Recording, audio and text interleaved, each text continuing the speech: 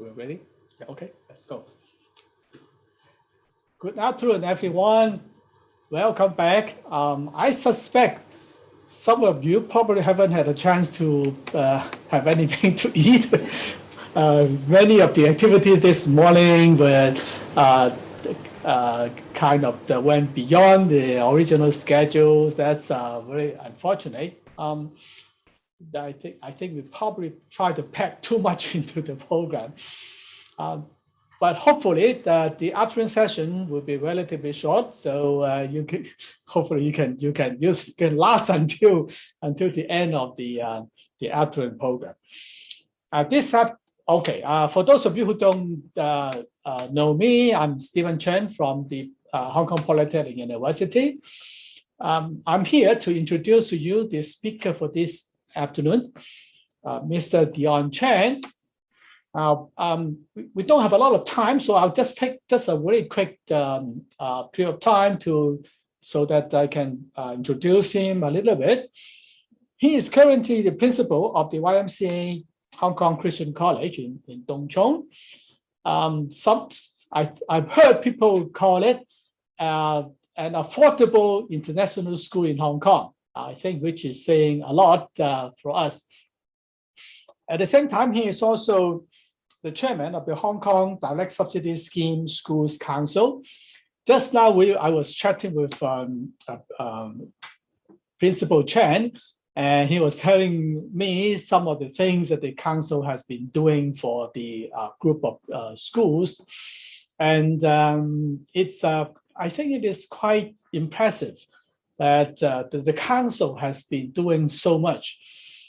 Today, we are focusing on service learning, and part of the reason why we asked Principal Chen to come and speak to you is because of the work that he himself has been doing in terms of serving the community, but also the work that he has been doing both as a principal of his own school and also as a chairman of the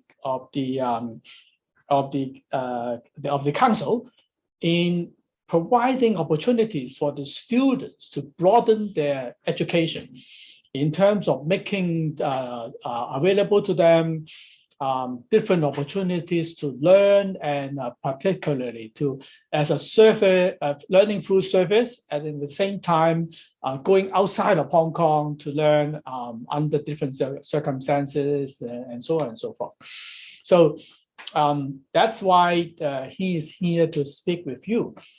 Now, for those of you who have been following us for in the last 2 days, we have done quite a lot of things in the area of service learning. Yesterday morning, we had a symposium on service learning using Chinese as the medium of discussion. Yesterday afternoon, we had 2 speakers from the United States speaking to you, mainly from the perspective of the United States and as a worldwide perspective on service learning. This morning, we had a speaker from Stanford who was speaking to us on K-12 education, but also still from an American perspective. Now, this afternoon, we have one of our own sharing with us about service learning from a Hong Kong perspective. So without further ado, I'm passing the time to Principal Chen. Thank you very much. First of all, I'm very glad that I could be here today to share with you about what my school has been doing in terms of service learning. So maybe I can share with you the PowerPoint first. Okay, I hope that you can see it then. Right. Once again, thank you for having me here today. And as I just heard from Stephen, that all of you probably attended various kind of sessions already. And you have probably heard from various speakers talking about their experience in service learning, especially in different countries, from the States and also from the global perspective. I'm just only a little humble Hong Kong people that share with you about the experience in doing the service in Hong Kong. And personally, I believe that if you would like me to share with you about surface learning, I can use probably about 5 hours to talk about it. Okay, so please stay tuned, get your coffee ready. And for surface learning, then I would like to talk about a little bit myself, that why I like surface a lot. And I think I started in when I started my secondary school. My secondary school teachers at the time really encouraged us to extend our helping hands to the people who are in need. Then they signed us up for various kind of the volunteers trainings. I remember the first outside school training I attended was in the Grantham Hospital in the southern part of Hong Kong. Then I need to go there to learn how to serve the old people there. Surface learning, very interesting. In Hong Kong especially, our Hong Kong secondary school education, we have a major reform in 2009. Started from that year, then community service or surface learning is part of our curriculum under the name called other learning experiences. I think if you live in Hong Kong or you study in Hong Kong, you probably know about this one. It is a non-academic related subject or area, but I really encourage young people to do a little bit more services and try to understand the need of the community, and also to especially extend their love to the people who are in need. So that's why in the past 10 to even 13, 14 years, a lot of schools or a lot of students, they started like experiencing about surface. But one thing I would like to share with you is very interesting. When we take the young people to go to serve, then we need to ask ourselves, actually, we are serving the people or those people are serving our students. You know, very interestingly, like most of the schools or students, we would like to go to the elders' home, the old people homes, right? And, old people homes that we need to share with them about our loves, or usually we'll bring them some gifts and also organize some activities for them. But very interestingly, like when you go to these old people's home, you can find that they are the very experienced like recipients, because they know how to educate our secondary school students how to serve. Very interesting, right? So who are serving which people? We don't know. We have a big question mark here. So in the past 10 years in my school, I try my best to do something very differently to enhance our students' understanding in surface education or learning. So before I welcome you. So before I go into the details, I would like to give you a little bit background about my school. Just share that like my school in the old days, we really used a term called that like affordable international school. Our school, in Hong Kong, we called it a direct subsidy scheme school. We don't talk about the jargon, so make it simpler. That it means that like a semi-private school. So we receive government subsidy when we also collect school fee from students and also their parents. And our school, very interestingly, like the composition is very, very different from normal Hong Kong local schools. Under the Hong Kong government's registration, we are classified as one of the local schools, but our composition is very interesting. And now we have about 900 students. Then because the secondary school in Hong Kong, we only got 6-year groups, Form 1 to Form 6, you can say year 7 to year 12. And in each year group, we got 6 classes. So altogether 36 classes in total. Then approximately like around 25, 26 students per class. It sounds like a very good class size, especially in Hong Kong. The teacher-student ratio is up 8.5. Then something I would like to share with you is that the top right-hand corner, you can see that 2 percentages. The first one, 70%, it represents our about 70% of the students of our school are from 40 different countries. So people will see that, wow, you look like an international school. But I mean, technically speaking, we are a local school. And 50% of our teachers are international, they have international backgrounds. So that's why I make our school culture a little bit different from the Hong Kong local school. So that's why like when we design our surface learning program, then we really can gather a lot of ideas from different parts of the world. And the students are the major source of the information that share with us that which area of the services they would like to do. Now, this is our school mission. That we call it a CARES principle. Of course, you can see the acronym. So this CARES principle, basically, you can see S stand for service. So service is one of the important education elements in our school. As our school is part of YMCA, I'm sure that like you know YMCA, this organization is a worldwide organization, over 130 countries having our kind of the branches, if you like. And this surface kind of the mindset already in our DNA or in our blood. So like the students, once they join our school, they know that like they need to try their best to support the people who are in need. But of course, like as I mentioned before, young people, and quite a lot of them, they don't really have the ideas of how to serve. Okay, maybe in the old days when I was in secondary school, I was lucky enough that I have some training attended. But most of the schools, like in Hong Kong in old days, the community service or the service they have done usually are just only like selling flags, okay, at the street. Possibly like the Hong Kong people, you know about it. Just like in the UK, we're selling the pop-in, like in the Remembrance Day. So we use the sort of the flag selling experience to tell students that that is service. Oh, yes, definitely it is part of the service program. But like when we talk about service learning, it's not just only talking about a one-off event. So this is something we need to change the mindset, not just only our students, but also our teachers, our staff, and our parents. The core values in our school is one of the very important elements, or we call it a backbone. Because as I shared it with you all before, in my school, we have students from 40 different nationalities. You can imagine that they have their own religion, their own belief, their own culture, tradition, education background, and so on and so forth. So how to ensure that our community, we can like, you know, walking on the same path and then try our best to target on the same goal.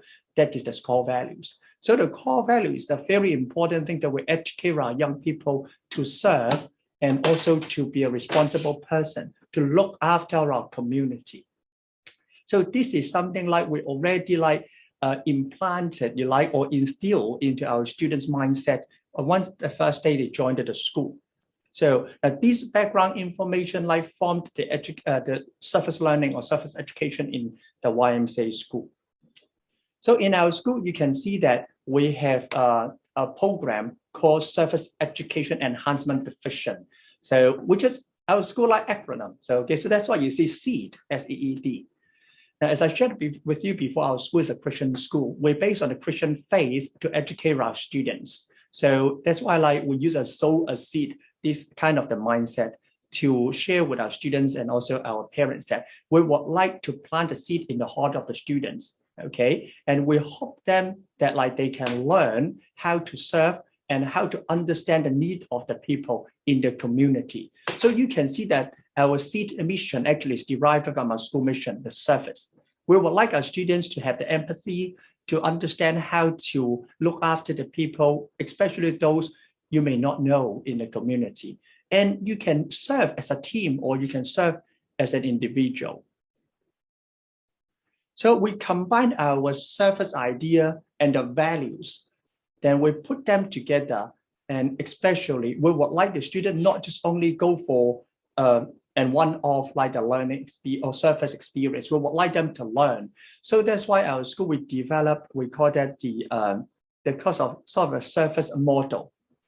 Okay, all these kind of a service model, as mentioned before, as a Christian school, we're based on the Christian faith, but as I shared with you before, we have students from different parts of the world, and definitely not all of them are Christians, or some of them may have their own religion or no religion at all. So the values I shared with you earlier, it's just only if you are the Christian, you know that they're Christian values, but if not, they are also the universal values. I can't see anyone can say no to, for example, respecting others, love others people, like be an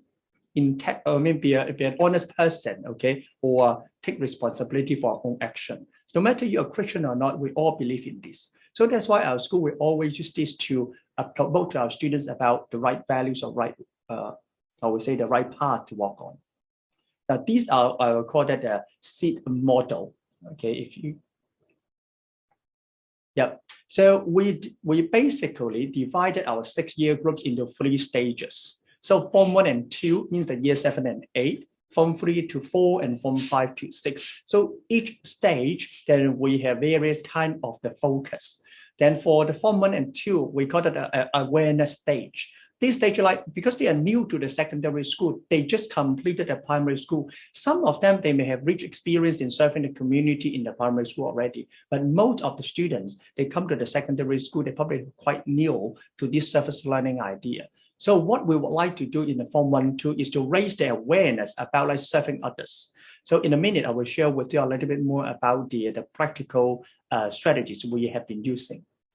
When it comes to like in the middle of the secondary school, Form 3 and 4, so we call it exploration stage. So this stage, we would like them to, based on what they have learned in the Form 1-2, then to further explore about the service opportunities and try to understand about various kinds of the service opportunities in Hong Kong or overseas. Then we come to the end, like Form 5 and Form 6, as you all know, no matter which countries you are in, no matter what kind of the education system you're in, come to the last 2 years of the secondary schooling, they need to prepare for the public examinations.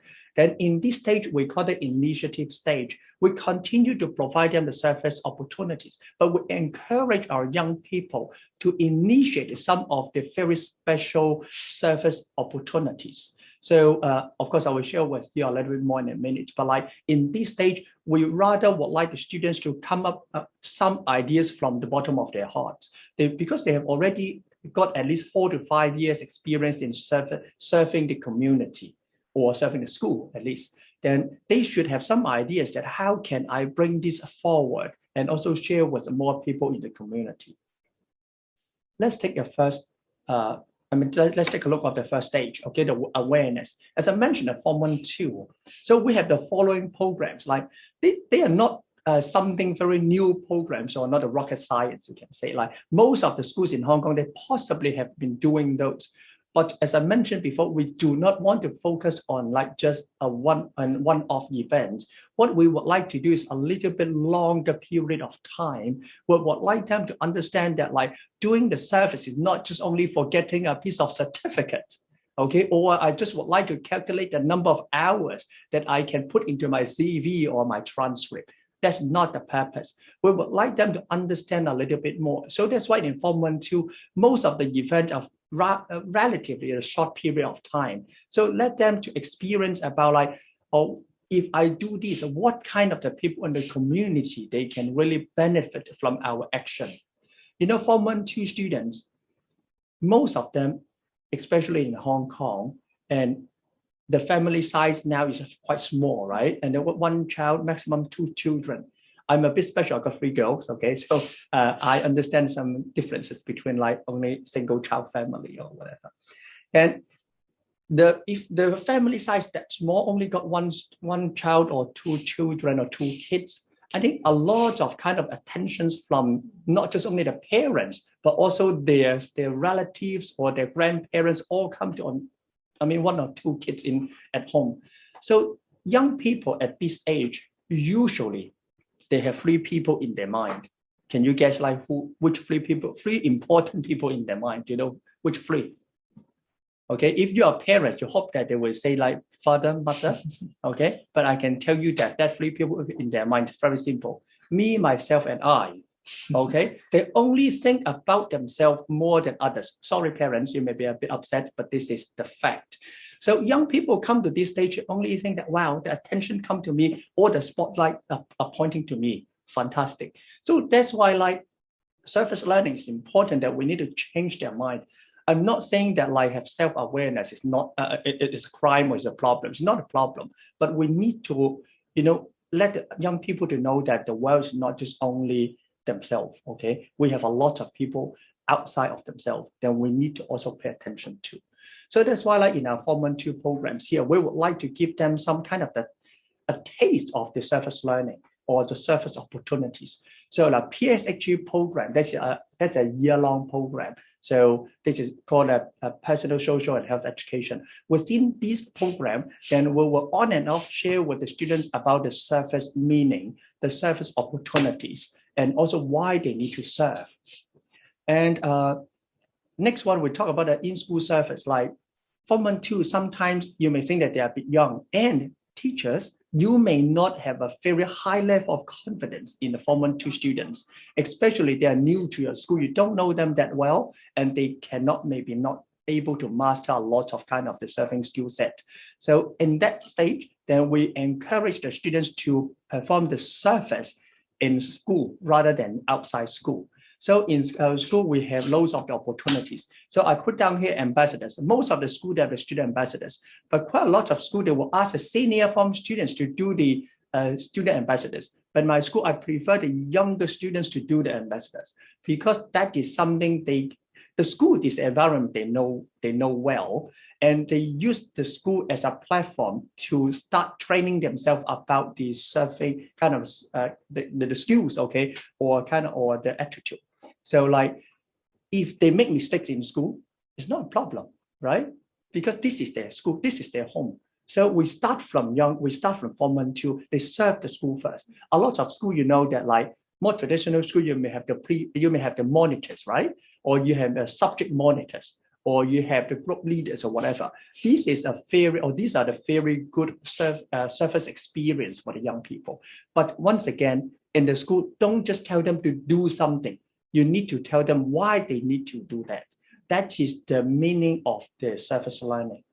A lot of students, they think that I help the teachers because possibly I can get a better, impression in teachers' mind. And hopefully the teachers will give me higher marks in the exam. So you wish, okay? Usually it won't be that situation.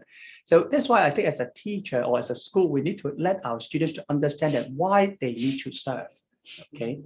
As a Christian school, we always talk about, or we always encourage them to serve, okay? I think one of the very important Bible verse we always teach students is to serve, not to be served, okay? So like young people always think that they come to school because we have a lot of staff in the school, staff will look after them, but wrong, it is totally wrong, okay? Now, I always share the experience about the Japanese school. You know that in Japanese school, the children, okay, they started even in the kindergarten, they started learning how to look after themselves, clean their classroom, right? Mop the floor, or even serve lunch, or they distribute milk, okay? It could be part of the serving idea. But at the same time, in Hong Kong, we possibly lack of this opportunity. So that's why how can we create these kind of opportunities in Hong Kong school for our young people? So that's why like I always encourage like schools or students to really perform in this in-school service. Now, of course, like apart from internal, external, there are a lot of kind of the service opportunity. I think you probably have heard about Lions Club or Rotary. They also have a lot of young people program. Interact Club is the younger version of the Rotary. So if you join like kind of the Rotary, then possibly then you can ask them like to help you to set up Interact Club. So the young student in the secondary school can have a chance to experience about like what is service project. Community service club, I think a lot of schools, they have it. In our school, we do not force students to join. In fact, like we encourage them to join, and the community service club will on and off organize some whole school events, then recruit students to participate in it. So it all depends on the types of the service at the time. I can share with you a bit more in a minute. Staff meeting, like in the middle of the summer, then talk about this one, probably too hot, okay? But like we always do that in the past, but now COVID-19, so we probably reduce the frequency. But it is something very interesting. Like you know that you need a staff, it takes time. You can't finish it within 2 hours, right? You usually at least 2 weeks. Some of them maybe even a month, okay? Of course, at the end, parents need to help. And this is the idea that why they have to well, I think through the staff meeting, we can train them up about the persistency, okay? This kind of the attitude, or you can say the 21st century skills. And they need to understand, like, we have been trying our best to do something because we would like to pass our love to somebody, or especially to the recipients of the gift. Peace Box program, I think is quite common in Hong Kong or in different parts of the world recently. And we give a box to students and ask them to fill up the box and ask them to put some kind of gift into the box, and then we will send to somebody in different parts of the world or in different parts of Hong Kong who are in need. So sometimes the Peace Box program or campaign, they may focus on like the elderlies. Some of them may focus on the child in the orphanages and so on and so forth. So it depends on the that idea at that time. The donation of secondhand products is quite common in Hong Kong, but like how can we make it more systematic? Okay, and some of the young people, they may think that donation of secondhand product is just a way to get rid of something that they don't need at home. Sorry, that is not the main purpose. Of course, then you may be able to take something like you don't really need it, okay, and to donate it. But the most important point is the meaning behind. The meaning is that you feel that that is a very meaningful item, that after you pass it to someone that they will like it, they will find it useful. Okay, that's a golden rule that, okay, do something to others if you want other people to do the same to you. So you will not like receiving a gift that you find that, wow, actually this is something other people they don't want. Okay, so having the same mindset, that is the education we need to do when they are young. So of course, some local community service project, I call it a local community service project. It means that like within your district. Okay, for example, my school in Dong Chung, I always ask my students to serve Dong Chung community. Form 1, 2, what do you expect then? Okay, don't think that like they can do a lot outside, even outside Hong Kong at this stage. They are still at the stage to gain or consolidate the experience they have earned through various kind of the programs. After the Form 1, 2, I hope that they already have some foundation.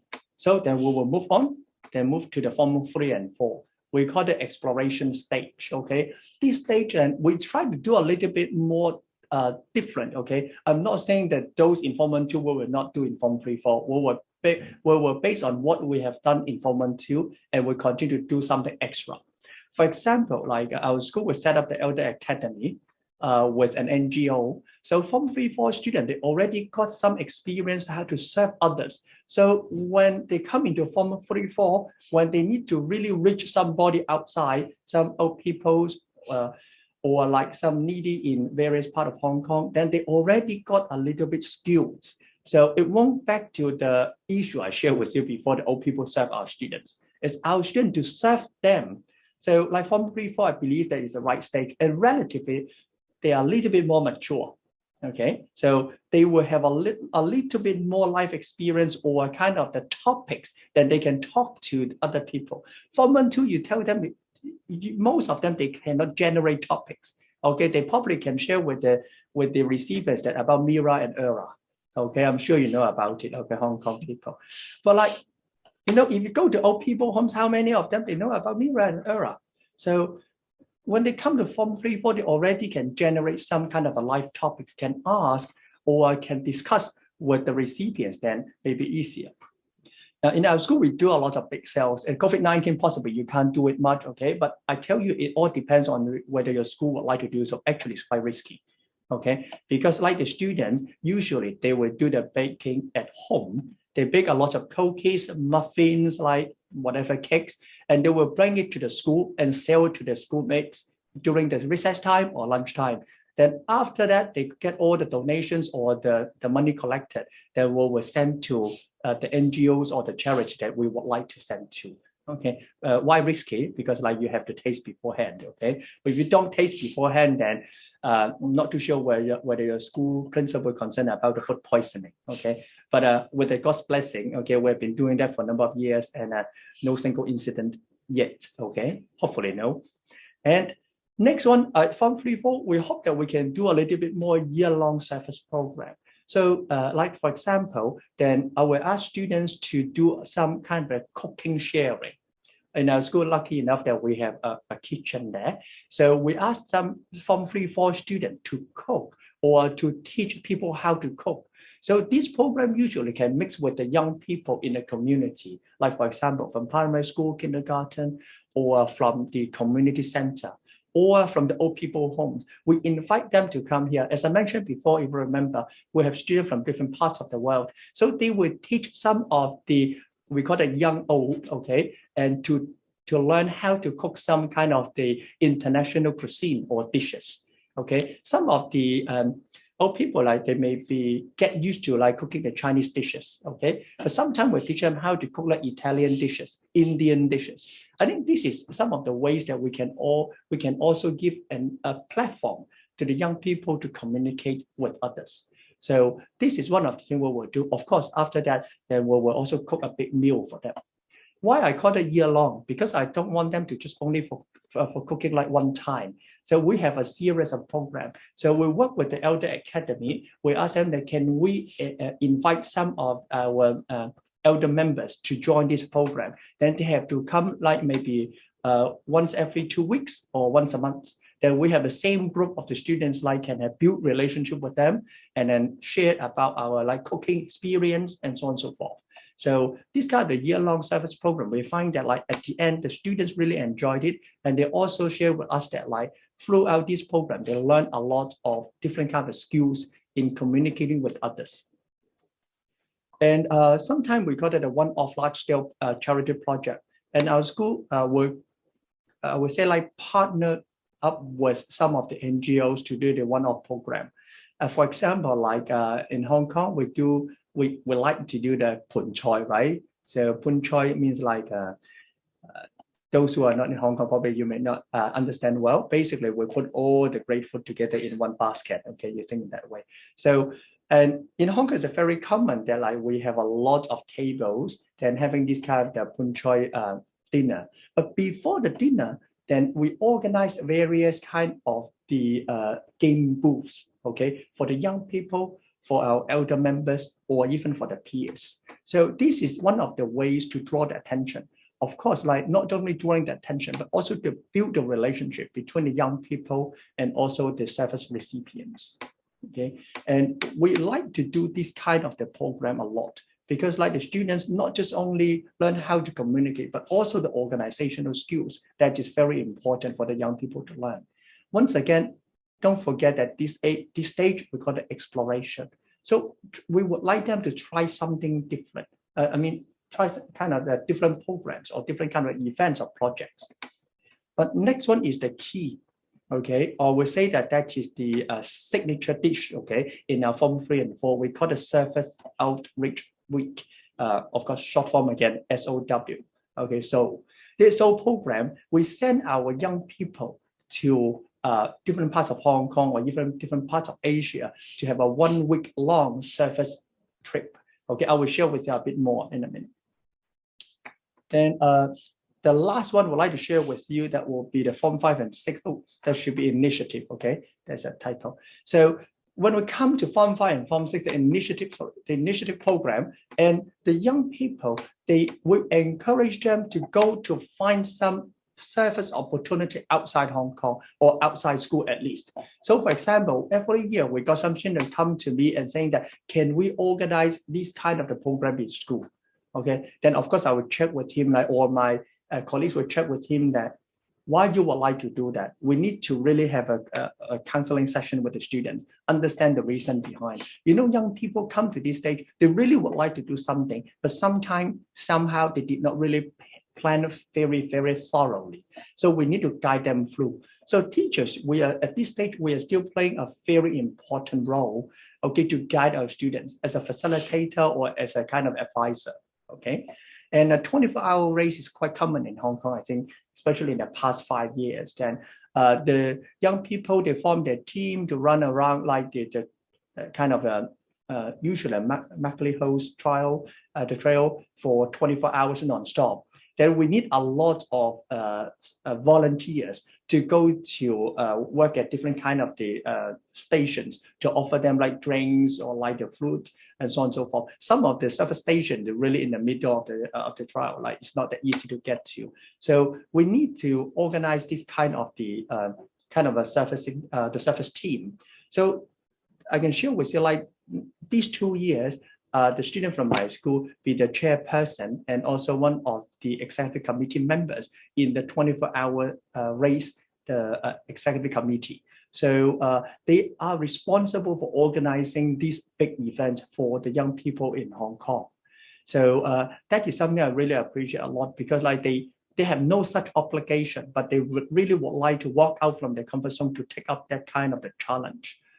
And of course, like the charity fashion show, and if you have heard about an organization, Hong Kong called Redress, and they encourage the the community to really not just only waste the unwanted kind of the clothes or garments. There are a lot of opportunity to reuse them or to make them like into a more useful or meaningful kind of the dress to young people. So the charity fashion show, like our students also self-initiate about these ideas. So at this stage, what we want our young people to do is to initiate some of the different ideas.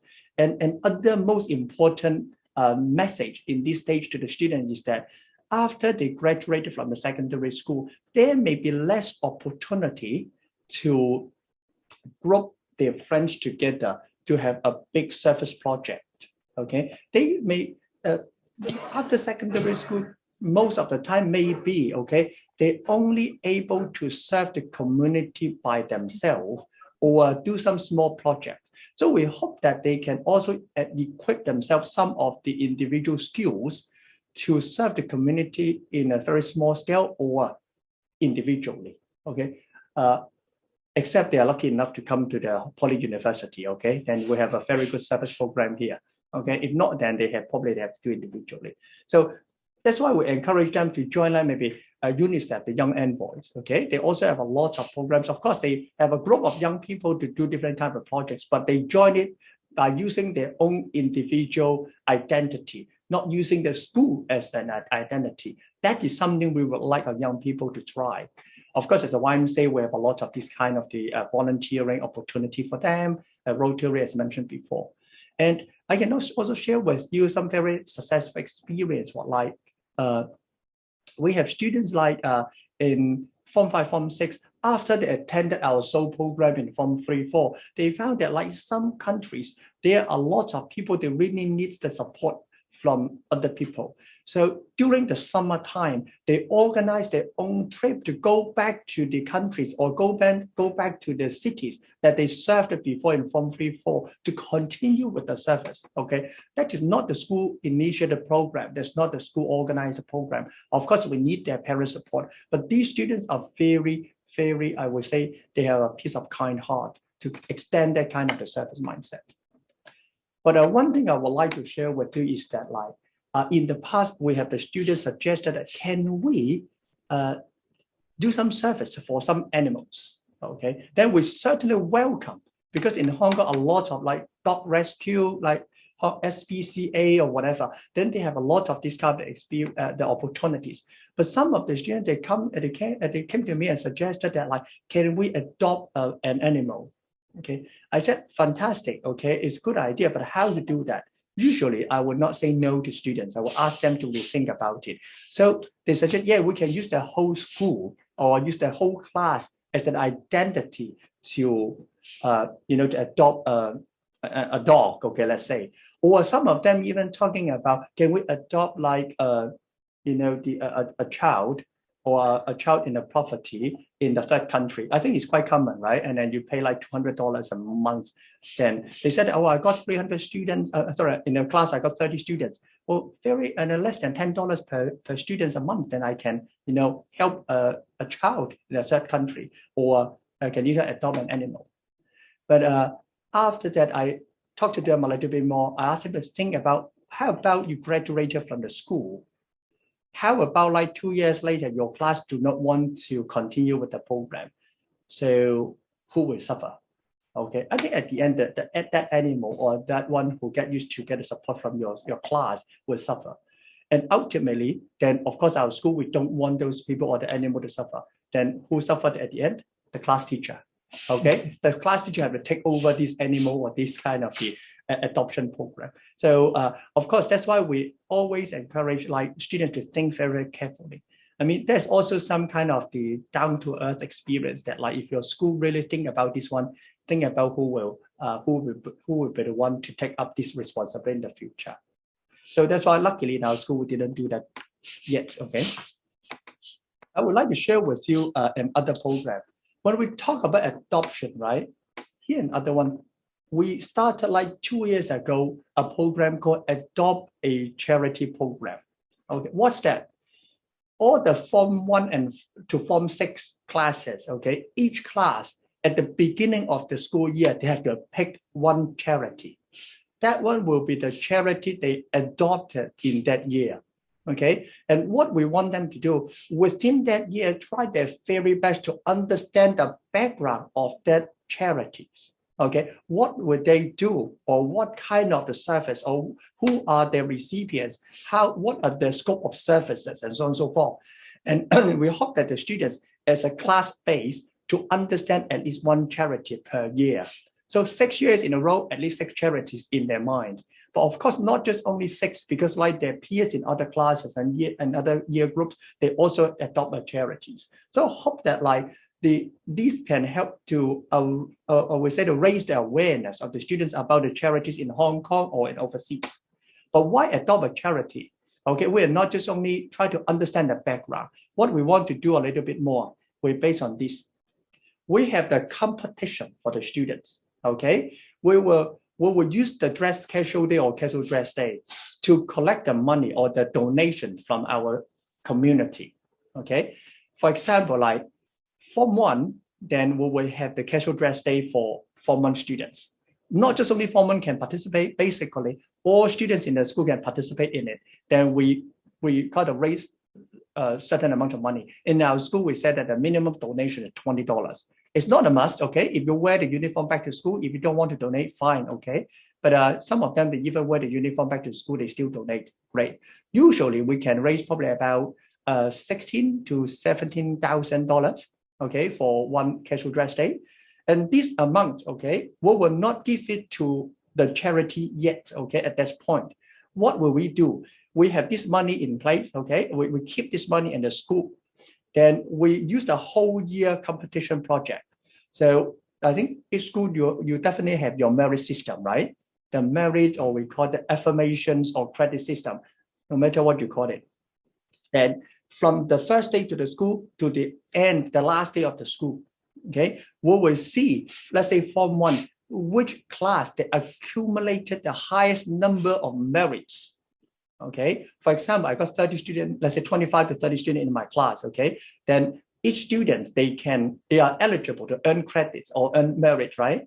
Of course, how to give merits is based on their good behavior in the school. For example, some of them like maybe perform very well in academics, some of them perform very well in like ECA or extracurricular activities, or some of them behavior.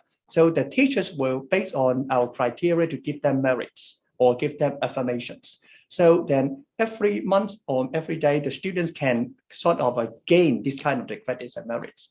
Then come to the end of the year, then we compare these 6 classes in the same year group, which group which class they have the highest number of merits. Then that group, they will share the highest portion of the proceed or the donation.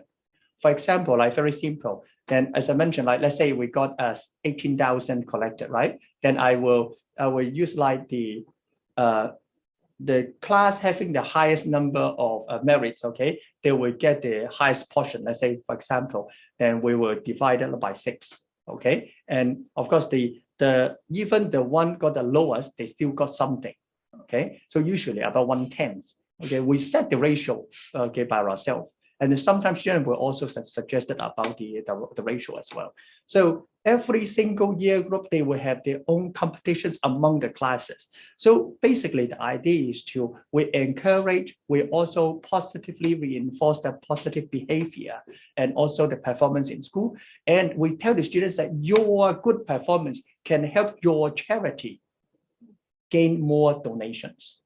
Okay, so that's the idea. So this sort of the adopt charity, they don't really need to give money from their own pocket, okay? But we use the whole school, use the casual dress day to raise fund for those kind of the charities. So I hope you understand what I'm talking about. So very complicated, but that's the idea. So that's why like every year we at least organize 6 times the casual dress day. So every time then we have the money collected, then we'll go to specifically which year group.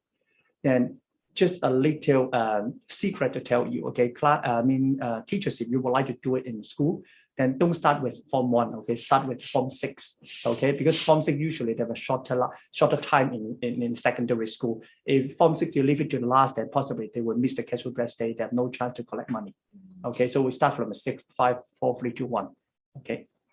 that is the adopt a charity program.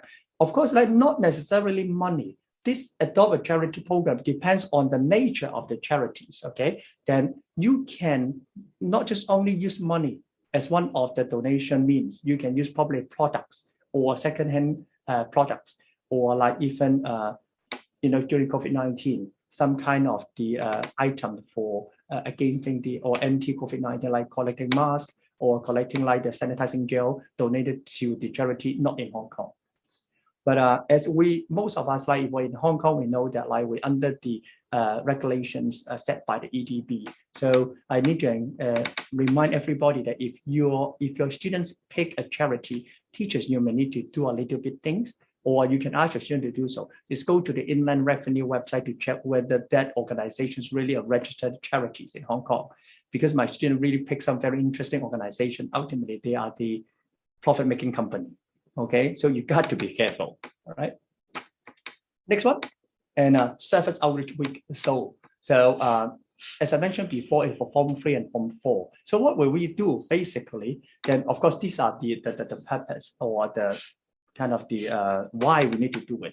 Basically, we really would like the student to have the first hand, or you can say frontline experience about like how to serve, okay, or the life of the people they are going to serve or they are serving. So this program is not just only for 1 week. I said 1 week is just the week is really out of the school to go there to serve, okay? But like this program lasts for at least 6 months, because like probably around November, December, we started asking students to think about the service week this year. And of course, we flew the PSHG program that will let them understand why we need to serve, okay, why we need to serve in this way, and what kind of the opportunities. So the students then they will apply for the programs that they would like to go to. After that, then we will select the right student into the program, and we will start training. The teachers will be the trainers.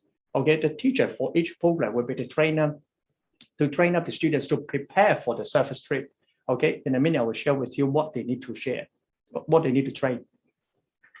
For example, like the Service Outreach Week, okay, then we divide it into two major kind of the categories, overseas service and also local service. As you know, overseas service definitely will involve some transportation fee. So maybe not all family members would like their kids to serve overseas. So that's why we also need to provide some local programs.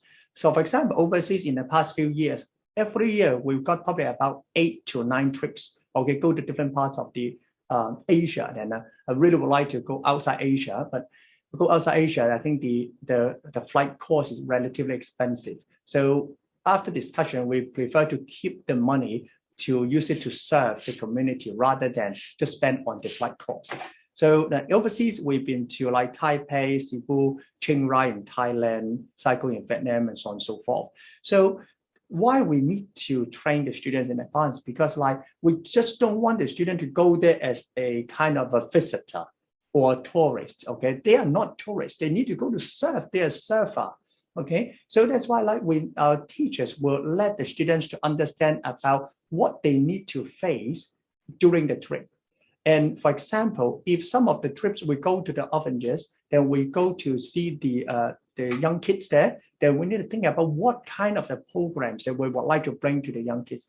Of course, some of the programs are requested by the staff there. They said that like, could you please come over to teach our students English, or like maybe do some games or whatever? Yes, no problem. But all these kind of the English programs and games, our teachers try to not involve in it too much, because we would like the students to design it by themselves. Okay, then later on, then the teacher will see whether the programs are feasible or not. So that's why sometimes the students some of them are very talented in music. So they said, can I bring my ukulele, bring my guitar over and sing song with the kids about so on and so forth? No problem, we accept it. And overseas program in the past few years, we also started something new. We call it the self-initiated service trip. So we ask the student to think about one destination by themselves. They have to table or submit the proposal to the school. So they will let us know about like what kind of the service they would like to do in there, then we will support them. Okay. Then for local service, then we have various kind of opportunities for them. For example, like they go to visit kindergartens or serve the refugees. You know, in Hong Kong, a lot of refugees and also asylum seekers. And maybe if we just normally live in Hong Kong, you would not know them, or probably you will not see them. But like, you know, Chongqing Mansion, right? Okay, Chongqing Daiha. So Chongqing Mansion in Hong Kong, like quite a lot of refugees or asylum seekers are living there. In fact, like the living conditions actually is quite poor. So we have various kind of programs for our students to pick. So here I just try to share with you some of the pictures. So that's why, like you can see, our students, they of course they go there and they will prepare all the kind of the props and kits that they would like to bring to the recipients there. And we usually would do a lot of activities in school before they depart. For example, like some of them, they would like to bring a lot of stationeries, okay, to the schools in, let's say, Cebu in the Philippines. So, but we will not encourage them to use money to buy. Why don't you raise it, okay, from your peers? So we ask the Form 1, 2 or Form 5, 6 students to donate some, okay, or even ask their family or relative to do something. So they can raise a lot of these kind of the items. And this is also something good is that just okay from school management point of view, okay, maybe if teachers here, then you can think about it. Schools, usually we have a lot of unused materials, and if we throw them away, it's really what a waste. Then I usually will ask these students to help me to take it to those countries. For example, some of the exercise books, okay, then maybe because we stored it for too long, it's not in a very good selling conditions, then no one would like to buy it. And can we take, can we try to refresh it and also take it to those countries and help the young people there? And stationery, school actually, you got a lot of stationery. Some of them, then you don't really need to use them all, then bring over. And sometimes the unsolded school uniform. Okay, you have a lot of these kind of unsolded uniform, and this uniform, especially PE uniform, could be good for the young people there. So this is something you can think about. So that's why every time that we go there, we carry a lot of boxes. And of course, like some of the service projects, you really go and help them to rebuild or kind of or renovate or some of the facilities. I think wall painting or mural is something very common. Okay, even in Hong Kong, we do a lot. And some of the places they really would like they have been waiting for our students every year to go them to fix the farm. Okay, so they know that we go there every year, so they particularly reserve. I don't know how big the site is, and then ask our student to help out to to plant something. Of course, then as one of the very good experience to share the cultural experience with the young people there. So we will also prepare our own dishes. So they will the staff in that country will bring our students to the local market to buy some food. Okay, then we will cook some like maybe our Hong Kong dishes. Okay, and then share about the cultural experience. So some of the local experiences you can see like this, okay, and we may go to the let's say food angels, okay, or some food bank to help them to organize some of the donated food. So these are the local opportunities. Not necessarily to go overseas, because in Hong Kong we also have plenty of the opportunities. But because of a school background and also some connections, they would like to bring you to try something new, something different. So you can see that I believe that the students, they enjoyed in it. And 99.9% of the students, after they attended like this 2 years program, they will tell you that how much they really value what they have now. And they also started thinking about the need of the people in different parts of the world.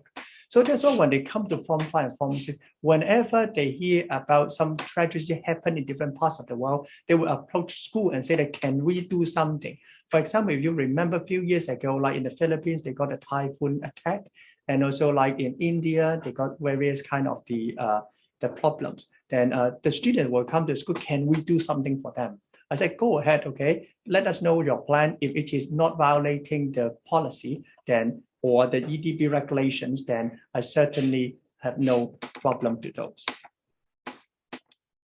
And here under I would say some of the jobs actually could be quite harsh, okay? Because I remember there are trip like we sent a student there almost like 3 days in a row. They have to help them to repaint the dormitory of the kids there. It's not easy, okay, but the student they enjoyed it. You can imagine that like some of these countries actually are very humid and hot, and some of us should not probably get used to it. But like because of the experience we had before, we usually would teach students how to do it in advance. They learn some of the basic skills in Hong Kong first. So then when they arrive there, they know how to do it. So as I shared before, service is not just only a one-off experience, should be a lifelong, should be a long period of time. Student can learn some of the skills. So, yeah. You can see like these are during the COVID-19, we can't go outside. We still bring some of the experience to the students. Okay. Now, these are very interesting. Okay. Try to guess what is it. Okay. You can see our students, they share during COVID-19, they can't really go to like the old people home to serve. Then we let them to experience about the life of the old people. They actually wear some kind of the weighted gloves in their hands and try to do some the interesting thing by using their hands and fingers, like, of course, normally we use our hands and fingers to, our fine motor skill are fine, there's no problem. But when you're getting out, some of like your kind of the fingers or hands cannot be that flexible. So the students are experiencing that, like when you're getting out, like what kind of the situation you may face, then try to let them to understand about the feeling of the old people. Why some of the old people, they can't see things clearly. Okay, so you can see the goggle there, right? So just try to pretend that the old people, they may are suffering from the cataract. Okay, so then when they see things, they are not clear. Or this one very interesting, like okay, they wear some kind of the weighted vest. Okay, and you can see like they link up the shoulders and the knee together, so they can't walk very, very comfortably, and they have to walk like in the school, okay, up and down. Try to experience about the old people when they're not having a very good legs, how can they walk from walk at the staircases? Okay, so various kind of the experiences that we can try. This is a program we work with the Crossroad. The student, they have to learn how to make some products and try to sell. Okay, so come to almost the end. Okay, what could the teenager learn? Okay, throughout the service learning, as I shared with you before, to serve, not to be served, is a key message we would like our students or young people to learn. But through the service learning, we believe that students, okay, attitude-wise, they could be a more empathetic person. They will know about the feelings of others. As I mentioned at the earlier, young people, me, myself, and I, a very, very strong mindset in probably even in their heart. Okay, but how can we break it? How can we let them to understand a little bit more about the others and how to be a more considerate person? Okay, and one of the attitude importantly is that the self-confidence. While they are serving others, actually they are throughout the process in building the self-confidence. The Form 1, 2 student, we can see them, they do not want to reach out, but come to Form 5 and Form 6, they become a very self-confident person to talk to different people, sometimes even overconfidence. Okay, and for the skill sets, definitely interpersonal skills, communication skills, and life skills. These are the soft skills that I think most of the employers are required. So the students are not just learning about how to serve, but also some of the skill properly, you will not see it that easily, but actually benefit the young people. Last but not the least, then the knowledge. Okay, of course, like throughout this program, academic knowledge and non-academic knowledge, they could also learn from that. You can see that I use like 3 things: attitude, skill, and knowledge. ASK. Okay, these kind of the ask elements are always important in the young people's learning. So I hope that through the service learning, we can help you to understand more about the need of the people and need of the community. Okay, so ultimately, what we want to do, we just would like our young people to become a responsible and a caring, close citizen. This kind of global, I believe that you understand what does it mean. So we don't want them to just only focus on Hong Kong or our own countries, but also the cities or different kinds of the countries in different parts of the world. Okay, I think that's all for my sharing today. So less than 5 hours, you're lucky. Thank you. All right, thank you so much, Principal Chen. You was using less than an hour to tell us about a very purposeful systematic and very rich program. Like there is so much in it. Now, for those of you, those of us who were here this morning to listen to Dr. Nuttara, you might recall one of the questions was, what can these teenagers do? Right. So now the Principal Chen has helped us to answer that question. They can actually do a lot. Time is tight, but we still have a little bit of time to ask maybe some questions. One question that is at the top is how do you encourage and mobilize your staff to administer all sorts of those community projects? Okay, just for me. Yes. All right. I think as I shared before, then your school, you need to have a very clear kind of the mission and also the values. As I shared with you before, the 5 core values, one of them is talking about serve one another in love. And in our mission, CARE's principle, S stands for service. Every single staff in the school, they should agree with the school direction, vision, mission, and values. Okay. As a teacher, helping the young people to learn and to grow is our basic responsibility. So in our school, I can't say 100%, but I believe that 99.9% of our teachers, they share our same vision and mission and goals. So that's why when we ask them to do this, they do not think that it is really a bad thing or extra work. But of course, you can imagine that, especially for the overseas trip, it is really an extra work. But the staff, they also share that kind of the service mindset. They also think that as a young adult or even as an adult, then we need to serve our community, to give back to the community. So if we all share with the same ideas, then we definitely we can reach these kind of the programs. Right. That's really a very, very important question. I think that also brings our minds back to the staff development course that we were running just prior to this symposium. One of the key messages that we wanted to send to the people who were there, the teachers who were there, was that no matter how good your program is, without the teachers, an excellent design would not work. So the teachers are really the key. And yes, this is a question that we have to keep in mind, both the administrators of the program and also the teachers themselves. How do teachers carry out even a well-designed program? How do we get them to work so hard?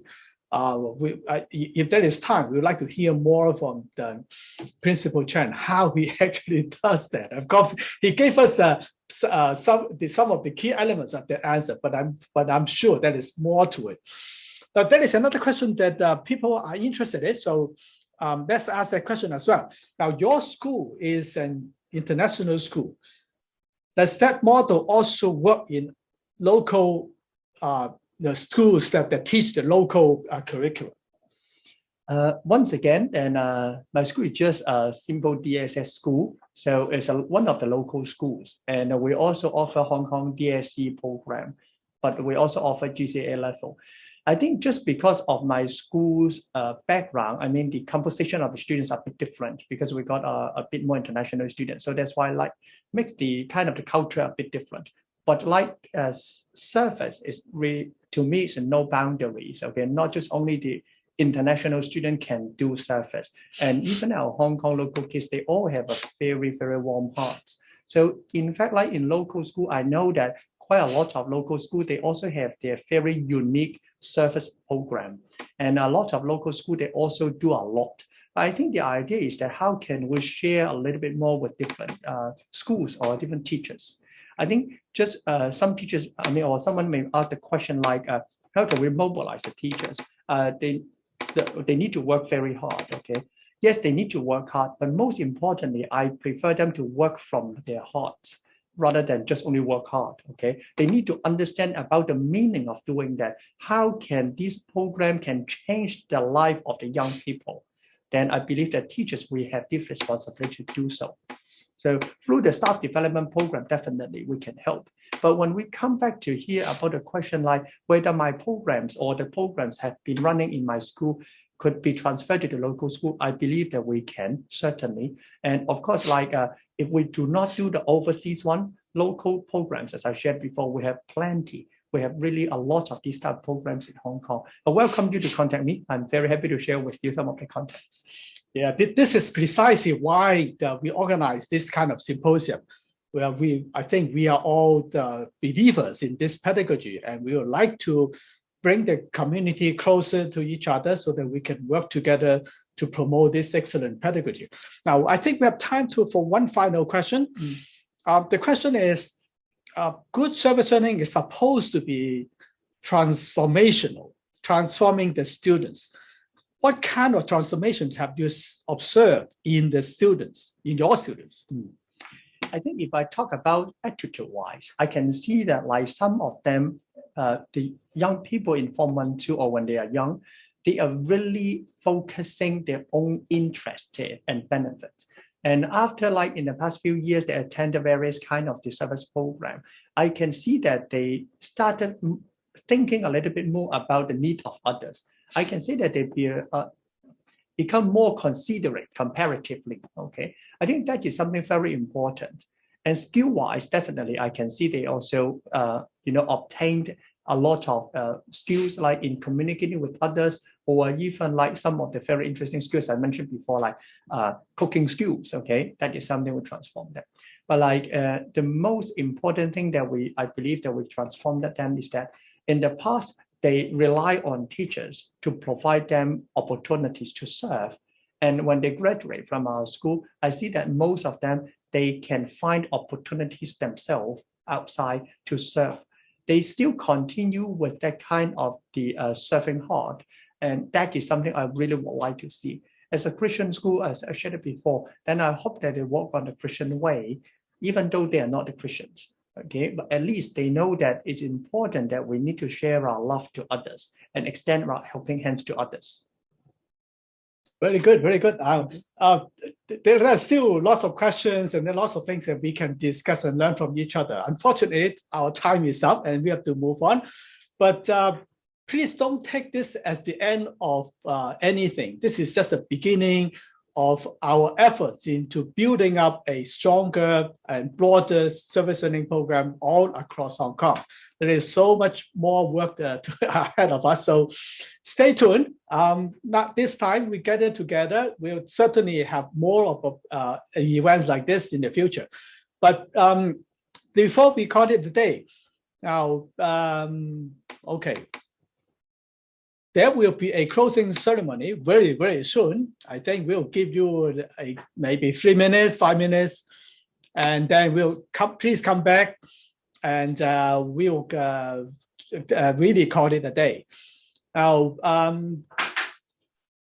there are still a few other things that we would like you to do before you take leave. The feedback form, right? It is already on the screen. So please spend a little bit of time.